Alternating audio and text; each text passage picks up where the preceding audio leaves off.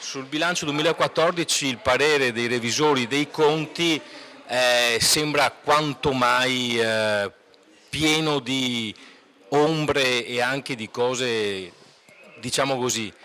poco simpatiche. Ah sì, ecco, questo qui lo vedete inquadrato, è il primo parere del Collegio dei Revisori dei Conti. Fino all'anno scorso può sembrare strano, magari a chi era consigliere comunale, sa che i revisori dei conti ci sono da tanti anni, in Regione non c'erano i revisori dei conti, sono stati istituiti dal governo Monti. Quindi quello che abbiamo davanti è il primo parere del Collegio dei Revisori dei Conti, dai quali si evincono cose a noi note, spiegano alla Giunta regionale che il bilancio non è stato presentato nei tempi previsti dallo Statuto, spiegano per esempio che il DPF dovrebbe essere approvato e adottato prima del bilancio, perché il DPF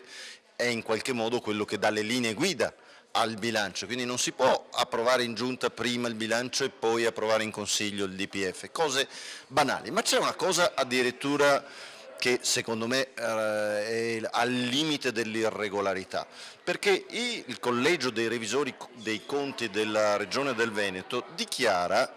che non solo alcuni dei documenti contabili che hanno richiesto alla Giunta sono pervenuti alla data del rilascio del presente parere, quindi è evidente che se li ricevo oggi e oggi esprimo il parere non ho avuto il tempo di leggerli con attenzione, ma altri documenti, altra documentazione contabile non è affatto pervenuta. Allora, qui ci troviamo di fronte a una cosa che è inaccettabile che il Collegio dei Revisori dei Conti possa aver espresso un parere favorevole ma